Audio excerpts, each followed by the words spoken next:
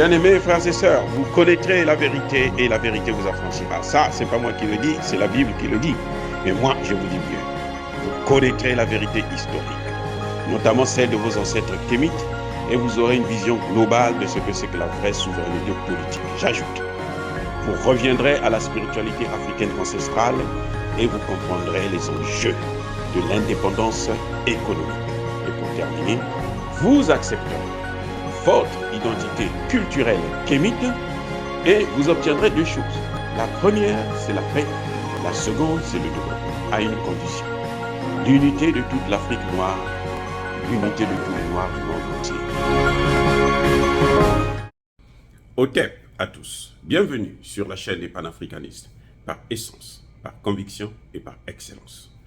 Celle des citoyens kémites, par nécessité et obligation de combat.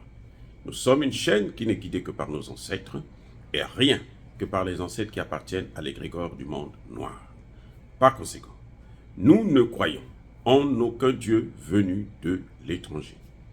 Toutefois, cette vidéo n'est aucunement destinée à inciter à la haine ou à la violence, car nous menons un combat qui est d'abord et avant tout spirituel, ensuite il est politique, géopolitique et géostratégique, contre l'impérialisme, le colonialisme, le néocolonialisme et l'endocolonat, qui tous font partie des crimes contre l'humanité. Et nous menons ce combat sur la base d'un principe fondamental que nous avons hérité de nos ancêtres kémites, qui est celui de la Mahat, c'est-à-dire solidarité, vérité et justice. Vous êtes donc en droit de connaître la vérité. Et nous avons l'obligation de vous dire la vérité et rien que la vérité, afin que justice soit rendue au continent africain. Et ça, c'est notre modeste contribution dans cette noble lutte en faveur de la souveraineté, la dignité, la solidarité et l'unité africaine. Et ça, c'est ce que nous appelons le panafricanisme. Bien-aimés frères et sœurs, à peine hier, Emmanuel Macron venait de déclarer la guerre ouverte contre l'Afrique et notamment contre les panafricanismes. Emmanuel Macron s'attaque à la jeunesse africaine. Il dit qu'il doit combattre cette jeunesse qui, selon lui, est manipulée par la Russie et par la Chine. Il doit combattre la désinformation parce que nous, les intellectuels africains, nous, les panafricanistes, en fait, nous sommes là à faire la propagande de la Russie et de la Chine. C'est mal comprendre l'Afrique. C'est encore une façon, non seulement il nous attaque parce qu'il dit qu'il va mettre tous les moyens en œuvre, il va agir sur les réseaux sociaux, il a créé tout un... il a dit, et lui-même il appelle ça ambassade, qui va faire la guerre contre nous. Et il a bien précisé que tous les coups sont permis. Bien-aimés frères et sœurs, ne soyez pas intimidés par la France. Non, c'est fini. Ils ont joué à ce jeu avec nos ancêtres, avec nos aînés, avec nos dirigeants, avec nos leaders, mais pas avec nous, les panafricanistes. Et que je sache, dans l'histoire des panafricanistes, des gens comme Cheikh Anta Diop, les premiers, des gens comme les Kwame Nkrumah, des gens comme les Thomas Sankara, des Patrice Lumumba, ils n'ont jamais reculé face à leurs armes, face à leur avancée. Et nous, écoutez bien, nous ne reculerons pas. Emmanuel Macron se trompe encore une fois de plus sur l'Afrique, sur la détermination de l'Afrique et de la jeunesse africaine. Emmanuel Macron se trompe de cible. S'il veut faire la guerre à la Russie ou à la Chine, Il n'a qu'à faire la guerre ouvertement contre ces pays, leur déclarer la guerre. Pourquoi il passe par l'Afrique? L'Afrique ne lui appartient pas. L'Afrique et l'Europe, ce n'est pas la même chose. Eh oui. Si Emmanuel Macron quitte l'Afrique, si Emmanuel Macron, aujourd'hui, vous voyez, maintenant il reconnaît que l'opération Serval, qui a été diligentée par son prédécesseur, comment on l'appelle là, François Hollande, n'avait pas d'objectif précis. Bien entendu, il ne pouvait pas avoir des objectifs. Mais en fait, il y avait des objectifs, mais il ne veut pas le dire exactement quels sont les objectifs. Mais c'était le pillage des matières premières. Ce n'est pas pour rien qu'ils ont occupé seulement des aéroports.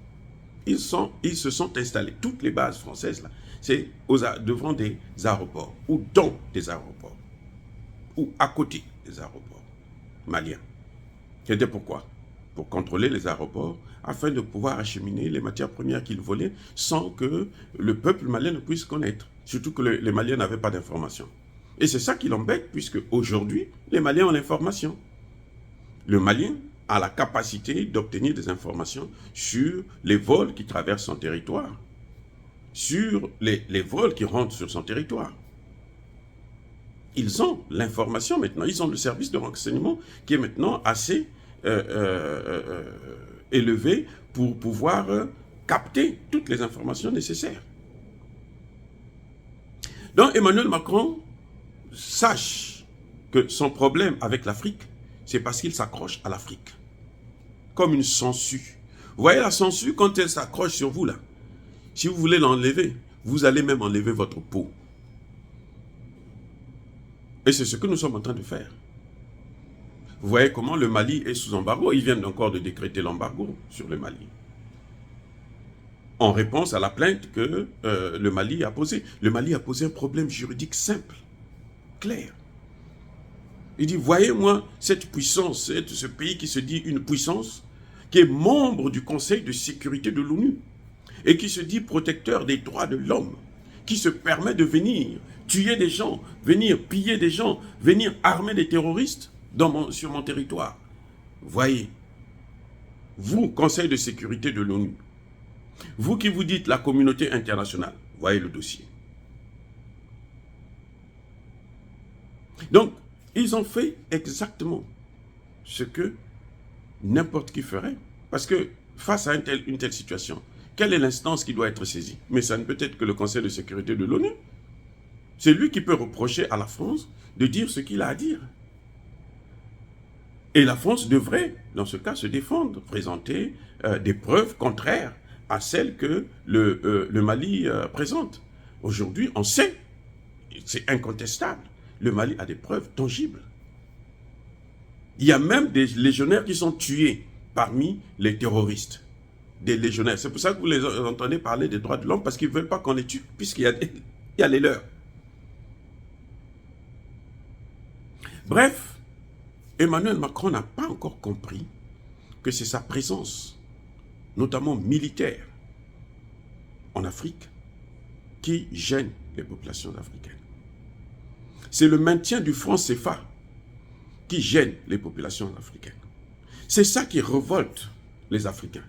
Et tant que nous n'allons pas obtenir nos objectifs, atteindre nos objectifs, on ne va jamais le lâcher. On ne va jamais lâcher la France. Et le mouvement qui a commencé va aller en grandissant. Il va s'aggraver. Hier, on parlait de deux médias africains, mais aujourd'hui, on en parle des centaines. Des hommes et des femmes qui en parlent, qui vous disent ce qui ne va pas, qui se révoltent. Non, que Emmanuel Macron sache que nous aussi, nous avons déclaré la guerre contre la France. Nous avons déclaré la guerre contre lui. Il est allé au Cameroun, il a échoué lamentablement. Il est allé en Algérie, il a échoué lamentablement. Mais Emmanuel Macron ne comprend pas pourquoi. C'est parce que nous avons déjà déclaré la guerre contre la France. Nous ne voulons plus de bases militaires françaises sur le sol africain. C'est clair. S'il veut qu'on puisse le laisser tranquille, il n'a qu'à enlever ses bases militaires, qu'il reparte avec eux en France. Ou au pire des cas, puisqu'il est en guerre contre la Russie, il n'a qu'à les envoyer en Ukraine. Nous ne voulons plus des missions de maintien de la paix sur le sol africain. On le dit clairement. C'est sur ça que Emmanuel Macron devait parler. Il a reconnu que Barkhane était là inutilement, seulement pour servir les intérêts de la France. Et il a reconnu que finalement, les 59 soldats français qui sont morts, ils ne sont pas morts pour l'Afrique, ils sont morts pour la France, pour les intérêts français. C'est ça qu'il reconnaît. Indirectement, il le dit. Il dit qu'on n'avait pas défini les objectifs. Et on devait limiter cette mission sur la durée. Et lui continue à maintenir cette mission. Parce que le fait de quitter le Mali pour aller au Niger, ça veut dire quoi? Mais il est en train de maintenir cette mission sur la durée. Alors que c'est ce qu'il est en train de critiquer. Ça dit que même son vocabulaire, les mots qu'il choisit, vous sentez que ce n'est pas quelqu'un qui est très intelligent. Il y a un manquement là grave. Autour de lui, les conseillers, je ne sais pas qu'est-ce qu'ils font. Vous savez, quand vous voulez tellement vous accaparer de ce qui ne vous appartient pas, en réalité, vous ne réfléchissez plus correctement. Et c'est ce qui arrive à Emmanuel Macron. Il reproche à François Hollande de n'avoir pas bien déterminé les objectifs. Parce qu'il n'y en avait pas, puisque les terroristes, ce sont eux qui les ont amenés. Il reproche à François Hollande de n'avoir pas limité cette mission dans la durée. Donc, il n'avait pas besoin de passer 9 ans à piller. Il devait piller rapidement et puis il s'en va. Qui nous laisse nous débrouiller avec les miettes qu'ils vont laisser. Il dit, il ne pense pas à ça. Ce qu'il fait, c'est qu'il reconduit lui-même la mission. Parce qu'en allant au Burkina, en allant au Niger, c'est la même mission qu'il est en train de reconduire. C'est toujours Barkhane. Ça n'a même pas changé de nom. Ils appellent ça toujours Barkhane. Donc, il réitère la même erreur que son prédécesseur. Mais qui lui dit que les Nigériens vont accepter ça longtemps? Les Nigériens, aujourd'hui, l'ont accepté à cause de Bazoum. C'est le président et qui a imposé ça à sa population. On le voit par rapport aux manifestations qui sont en train de mater d'ailleurs, sévèrement. Donc, ce n'est pas une mission, il aura les mêmes problèmes qu'il a eu au Mali, forcément. Il devrait réfléchir pour se dire que non, bon, comme au Mali, je me suis trompé, ici, laisse-moi faire mieux. Ce n'est pas parce qu'ils vont chercher à fermer des chaînes et tout. Ma chaîne avait été fermée, j'ai ouvert une autre et tout, un autre nom. Et même si je n'ai pas de chaîne, j'ai un téléphone. Parce que le téléphone, personne ne peut le fermer. Et je peux parler. Notre tradition à nous, Africains, c'est une tradition orale d'abord. La tradition africaine, elle est d'abord orale. Elle n'est pas écrite, elle est d'abord orale. Nos ancêtres, avant de mourir, ils appellent l'héritier, on lui transmet le pouvoir. On lui transmet les informations pour gérer ce pouvoir. On lui transmet les oripeaux du pouvoir. Ça ne se fait pas par écrit. Si la personne, l'héritier n'est pas là, on transmet à quelqu'un d'autre qui va transmettre à l'héritier. Quelqu'un de confiance, bien sûr. Ça a toujours été comme ça. Donc Emmanuel Macron, qu'il sache que nous allons gagner ce combat parce que l'Afrique ne lui appartient pas. Et il y a 3 choses que je lui demande d'ores et déjà. Il n'a qu'à enlever ses bases militaires françaises. Il n'a qu'à faire partir toutes les missions des Nations Unies que le sous-secrétaire général de l'ONU organise en Afrique, qui est un Français d'ailleurs, qui a toujours été un Français, et il n'a qu'à partir avec son franc CFA. C'est ces 3 choses-là qui pourront faire à ce qu'on puisse baisser la pression. Mais sans ça, nous allons continuer à le combattre jusqu'au dernier Africain panafricaniste. Oui, ils ont des petits, comment on les appelle, des lèche-culs, qui, parce qu'on leur donne un peu d'argent, on leur donne des avantages, ils vont venir en France, ils vont se balader, ils ont des maisons, ils ont ceci. Ils ont cela. Mais cela ne constitue pas la majorité. Et ceux-là, de plus en plus, ils ne sont plus écoutés sur le sol africain. De plus en plus, ils sont haïs. De plus en plus, on les dévoile. Et le sort qui leur est réservé est un sort dramatique. Donc, monsieur Emmanuel Macron, repartez chez vous avec votre CFA, repartez chez vous avec vos bases militaires, amenez ça en Ukraine, repartez chez vous avec vos missions pourries des Nations Unies, amenez ça en Ukraine, ce n'est que ça qu'ils attendent. Mais nous n'en voulons plus. 500 ans d'esclavage, de colonisation, de néocolonisation, maintenant, ça suffit. Dire ça, c'est inciter à la haine ou à la violence. Non, nous sommes une force tranquille. Yaba Kolerve, Yamalembe. Entre-temps, soyez bénis par le Dieu des Kémites. Je persiste et je signe. Je dis et j'assume.